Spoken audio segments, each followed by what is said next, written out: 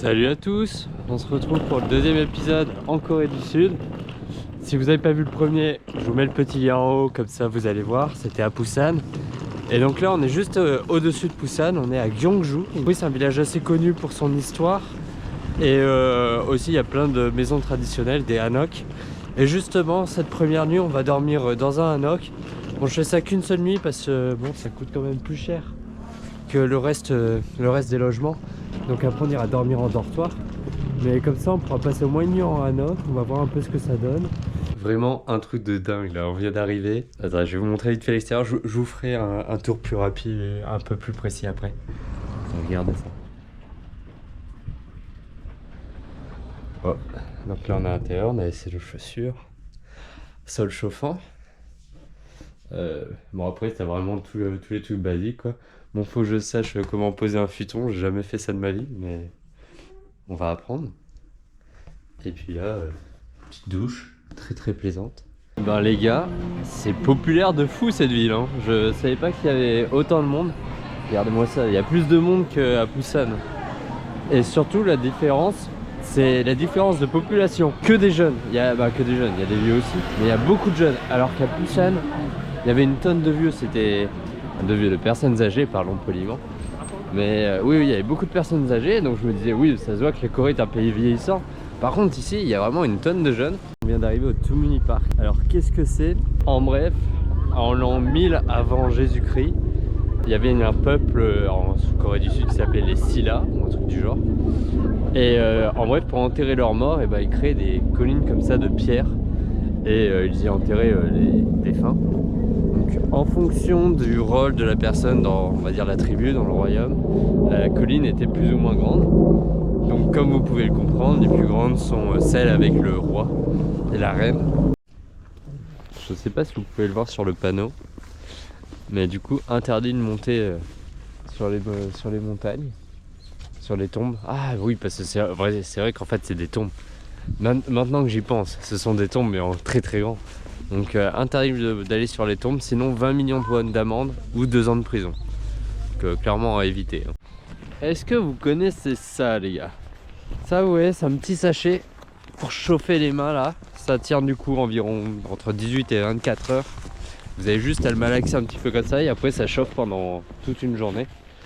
Et c'est vraiment utile, ça coûte pas cher du tout. Je crois que tu peux l'avoir aux alentours d'1 euro. Et ça se trouve partout.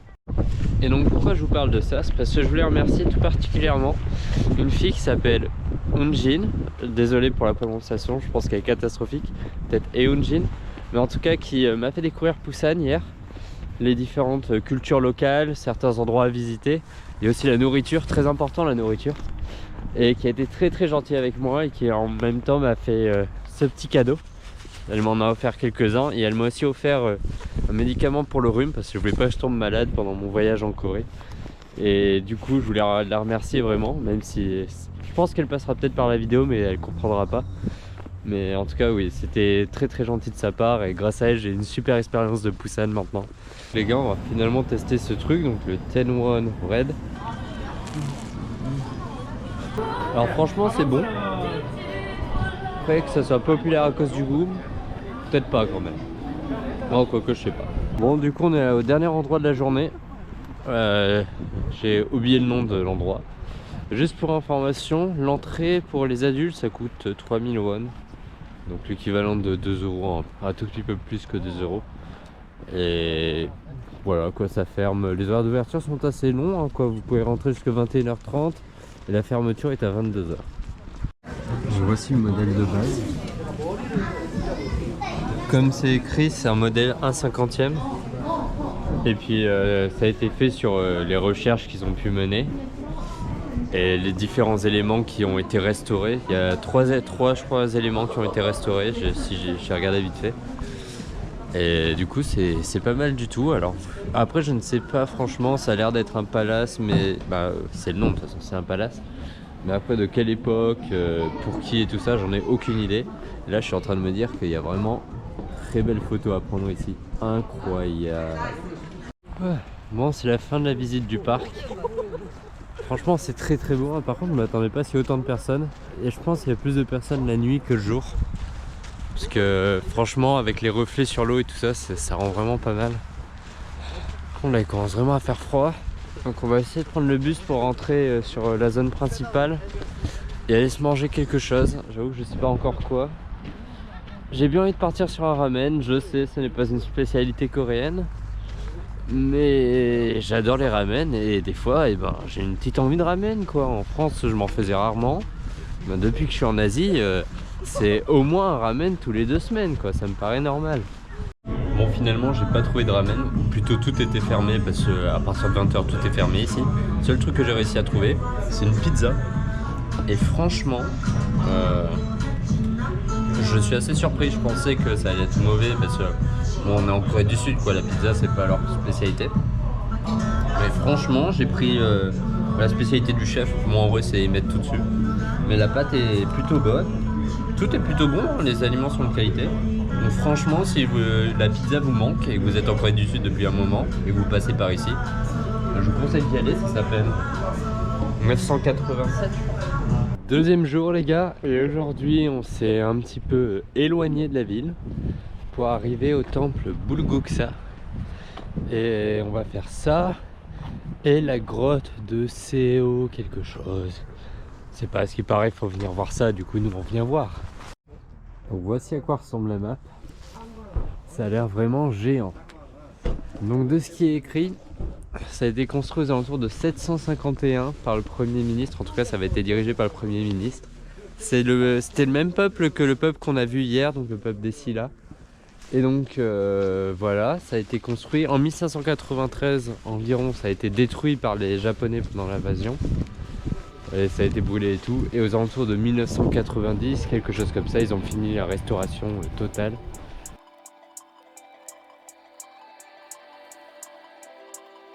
On arrive, j'imagine, sur le temple, sur la zone principale. Enfin, on peut monter. Non, on n'a pas le droit de monter ici, donc il faut faire le tour. C'est vraiment très grand. Hein. Et puis on dirait pas que ça a été restauré juste récemment, quoi, parce que 1900, les années 1900, et en plus c'était fin des années 1900, c'était fin 20e siècle. Mais les roches et tout ça ont l'air quand même assez récents. Donc je pense que pour la majorité des choses, c'est quand même assez ancien. Et qu'ils ont juste restauré bien sûr ce qui en gros ça n'a pas été une restauration de zéro, hein, ça m'étonnerait fortement.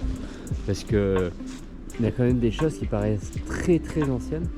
Donc, comme vous pouvez le voir, une inscription comme quoi on n'a pas le droit de descendre. Donc je pense que c'est bien ce que ça veut dire, c'est que toute cette partie là a été restaurée. C'est pour ça qu'ils nous autorisent à aller dessus. Par contre, par exemple, les escaliers, ils doivent vraiment être très très anciens. Et c'est pour ça qu'ils préfèrent ne pas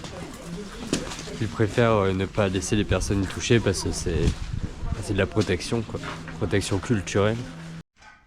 Donc là, vous voyez la statue. Elle date du... Je sais pas de quand elle date, mais à ce qui paraît, elle est classée comme patrimoine historique de la Corée. C'est que ça doit dater quand même un petit peu. Et le bâtiment en lui-même date du XVIIIe siècle. Selon les experts, ça devrait dater du coup de la création de la zone, donc aux alentours du milieu du 8e siècle. Sauf le haut là-bas qui a été reconstruit aux alentours du 20e siècle. Mais sinon, toute la base date de cette période. Donc c'est vraiment incroyable, ça date de fou. Et autre information intéressante, quand ils ont refait la décoration du haut, si j'ai bien compris, lorsqu'ils ont fait leurs recherches, ils ont trouvé un carnet de sutras qui daterait de la même période. Et ça serait sûrement l'un des carnets de sutras les plus vieux retrouvés. Donc c'est vraiment incroyable. Très très intéressant. Là pour le coup, on est vraiment dans l'histoire de la Corée. Hein. Bon, on est arrivé à la grotte. En tout cas sur la zone de la grotte. Je ne sais pas si vous allez m'entendre parce qu'il y a beaucoup de vent. Donc je pense pas que je vais record beaucoup. Mais en tout cas les gens sont très sympas, ils m'ont dit bonjour, bienvenue en Corée du Sud et tout ça. Bienvenue à la grotte, ouais, c'est génial.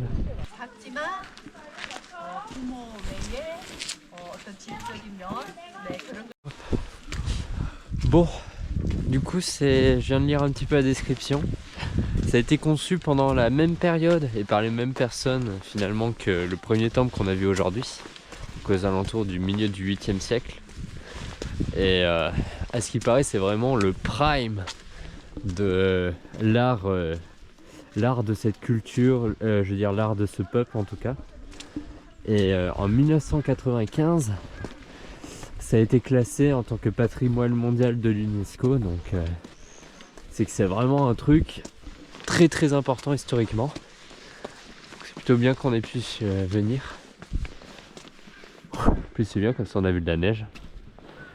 Ah, ça devait être magnifique sous la neige. Ouh. Bon, par contre là il commence vraiment à faire froid. Donc ici on a le bâtiment principal et la grotte juste en fond. Comme ils disent, ils ont laissé l'endroit ouvert, mais ils ont mis juste une glace autour de la statue pour ne pas y toucher. Et ben franchement ça valait le coup d'œil, hein. Je vais voir si je trouve pas, à mon avis ça doit être disponible, des photos à mettre, des photos sur Google, je vous le mettrai, mais je vais essayer quand même de vous décrire vite fait tout ça. En gros vous rentrez, du coup il y a un grand plexiglas pour protéger l'entrée de la grotte. Donc vous êtes juste en fait dans ce hall qui permet de visualiser.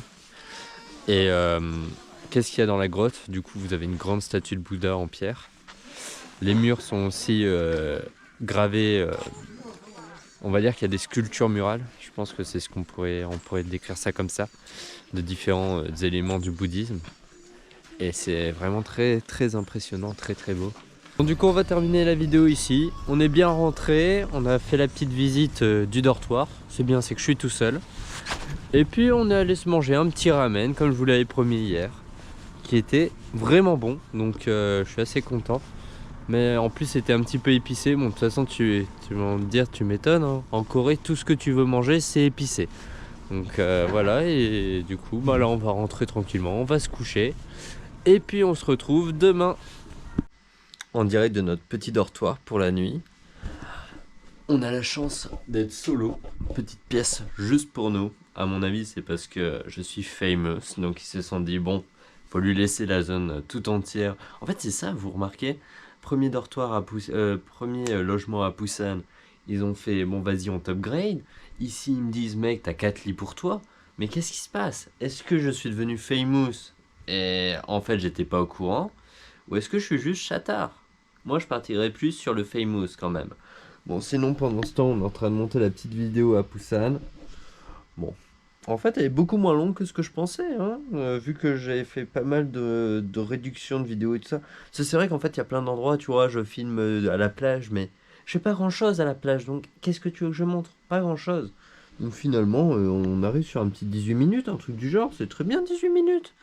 Bon, j'espère que ça vous suffira. Salut les gars, dernier jour, et aujourd'hui bah on est perdu, on est vraiment perdu là je pense. Google nous a dit on se pose ici, on s'arrête. Bah, moi je suis Google, donc voilà, je me suis arrêté. De base on est censé aller à Yeondong Village, quelque chose comme ça. Ça a l'air d'être un village un petit peu, comment je pourrais dire, un village qui est resté figé dans l'époque, figé dans le temps. Et qui a donc encore pas mal d'infrastructures assez anciennes. Et je pense qu'on peut aussi voir de l'artisanat local. Bon, petit topo, du coup, comment ça se passe ici? Alors, c'est un ancien village datant d'il y a 500 ans, donc ça pour ça, ça n'a pas bougé. Et en fait, il a été reconnu patrimoine de l'UNESCO parce que ça a gardé en fait les anciens systèmes et tout ça dans ce village. Qu'est-ce que je veux dire par système? C'est que en bref, à l'époque, lorsque en fait il y avait les personnes de caste supérieure et les personnes de caste inférieure, et lorsque le chef du village avait des enfants, le fils devait se marier avec la fille d'un autre chef de village. Et si j'ai bien compris, alors c'est soit le fils qui déménageait dans le village de la fille, ou inverse, et qui prenait du coup la responsabilité du village. Et donc finalement ils ont gardé toutes ces traditions là dans ce village, toutes les anciennes traditions, donc ce qui veut dire que la famille principale est toujours en train de vivre ici. Et et donc les bâtiments, comment ça se passe? C'est que les premiers bâtiments c'est les bâtiments un peu des servants, de toute la caste inférieure on va dire. Et les bâtiments qui sont plus au fond, qui sont protégés par les montagnes, ce sont les bâtiments de la famille principale.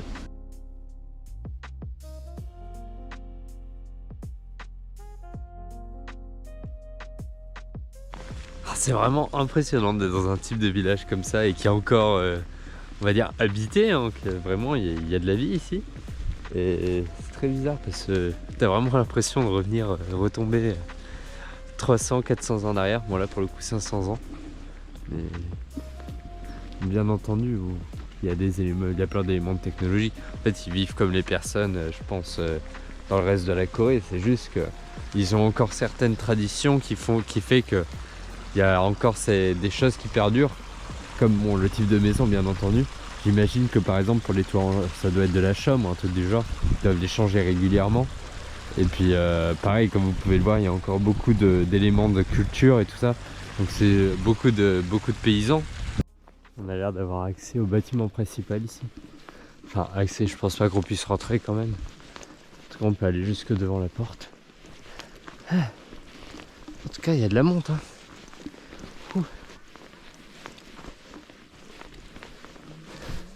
Là, comme ça on peut voir le type de toit. Du coup c'est de la paille. Puis mettre un filet au-dessus sûrement pour empêcher que ça s'envole. Ce serait un peu con que tu poses un toit et qu'il s'envole.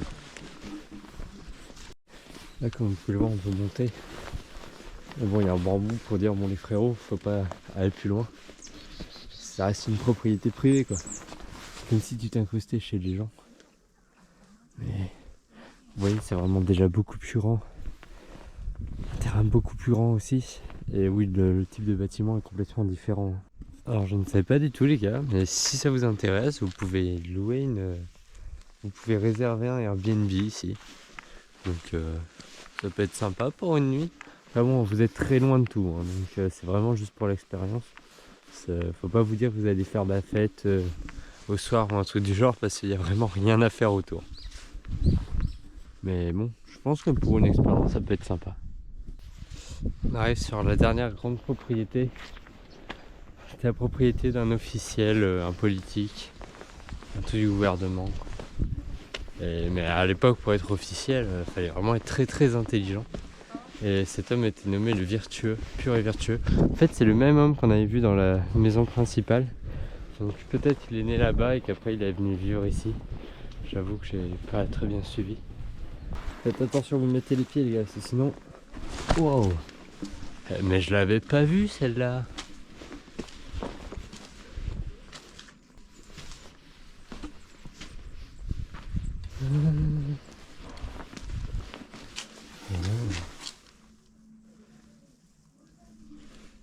Donc c'est le portrait du roi Sanso.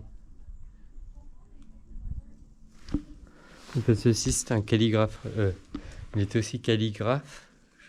Il faisait de la calligraphie, donc c'est sûrement son portrait, le portrait qu'il avait fait du roi. Vous voyez ça les gars? Donc j'avoue, je sais pas qu'est-ce qui coûte 5000, 3000, on est d'accord. On va essayer de traduire parce que moi c'est ça que je voudrais. Le boisson, je m'en fous, mais ça j'ai vraiment envie de goûter, je pense que ça doit être 5000. On va voir ça juste pour regarder le gros matou là. Bon, on est tombé sur une grand-mère, c'est peut-être celle qui vendait ça. En tout cas elle m'a dit que ça s'appelait Yakwa. Par contre comment je vais prendre ça, ça a l'air d'être coulant comme jamais. Bon, c'est pas grave. Alors c'est... Oh.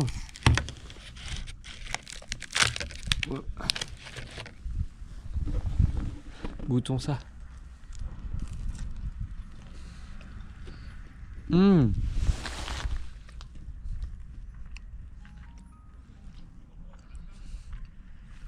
C'est bon. Il doit y avoir du miel dessus, un truc. Peut-être pas. Je pensais que ça allait être mou. En fait, c'est dur, c'est comme des biscuits. C'est vraiment bon.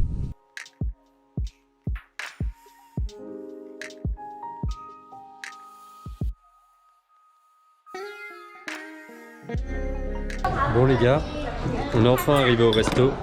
On va pouvoir manger pour une fois. C'est ce qu'on a. Donc, du curry, riz, viande avec un œuf. Ça a l'air plutôt bon. On va commencer par le bon pain.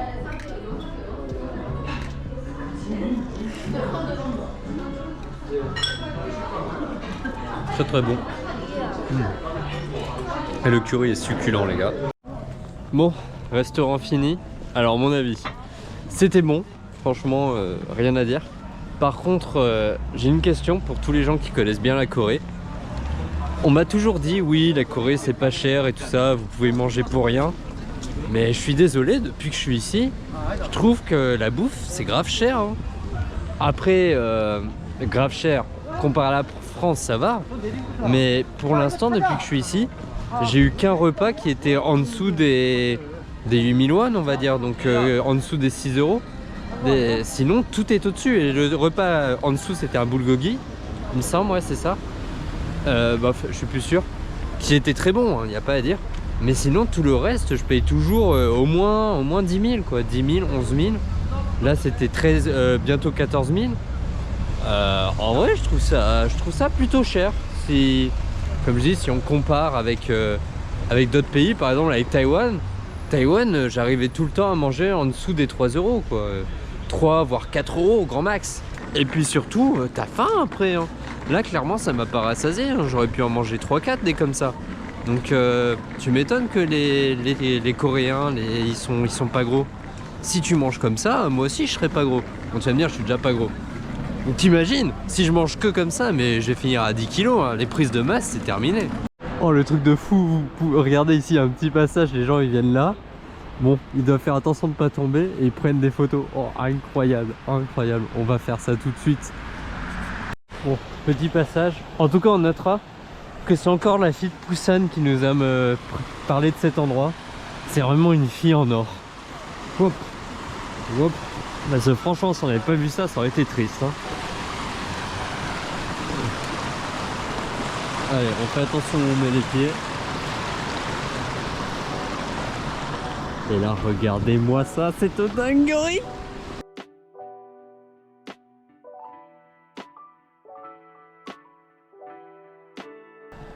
Bon, vidéo, photo prise. Là, on va quand même aller dessus sur le pont. Bon, j'avoue que là, j'ai froid de fou. J'ai jamais eu autant froid à mes mains de toute ma vie. Et franchement, heureusement que c'est le dernier plan. Parce que là, j'ai tellement envie de rentrer. Après, c'est très très beau à voir. Hein. Franchement, c'est con qu'il fasse pas juste un peu plus chaud. Parce que là, il fait trop froid en fait. C'est aussi simple que ça. Hein. Donc on peut pas profiter à fond. Et puis pour vous dire qu'il fait tellement froid, c'est que la batterie de la caméra elle fond mais comme jamais à cause du froid. Là je suis parti, elle était à 55. On est actuellement à 15%. Et je sais pas pourquoi. Bah si, c'est à cause du froid. À cause du froid ça descend tellement vite. Je suis vraiment impressionné. Oh. En gros j'imagine qu'ils avaient les plans. Certains matériaux de base, ils ont tout refait. Parce que bon, de toute façon, c'est vrai que ça se voit. Regardez comment c'est tout beau là. Ça, c'est du récent. Mais bon, franchement, c'est bien des fois de faire comme ça, de l'art ancien. Ben, avec du récent, refaire un peu de l'ancien. Je trouve que des fois, ça se perd un petit peu. Et là, ça a été vraiment très très bien fait. Et comme vous pouvez le voir, il y a plein de gens qui viennent juste pour prendre en photo. Et je comprends, hein, parce que franchement, même moi je trouve ça vraiment magnifique. Bon du coup les gars, wow, on va arrêter ici pour la vidéo. Franchement c'était sympa. Ce village est incroyable. À faire de toute urgence hein, si vous passez. Comme il y a entre... Oh, désolé je remets mes gants. Entre tout ce qui est historique, les beaux paysages, le fait qu'on soit à la campagne et tout, la nourriture qui est aussi quand même assez bonne. Et parce que tu as toutes les spécialités et tout ça. Franchement je recommande vivement. Bon du coup vous me voyez plus mais c'est pas grave. On va terminer comme ça dans les ténèbres. J'espère que vous avez peur là. Ouh. Tout ça pour vous dire que oui, si vous avez apprécié la vidéo, n'hésitez pas à vous abonner. N'hésitez pas à laisser un petit pouce bleu. Du coup on se revoit sur la prochaine vidéo. Là dès demain on part sur Daegu. Donc j'espère que vous serez là sur la prochaine. Et puis comme je disais, si vous n'avez pas vu Poussane, ben, le lien est disponible. Et si vous voulez aussi en connaître plus sur Taïwan, ben, vous avez juste à regarder les autres vidéos de la chaîne. Allez, salut!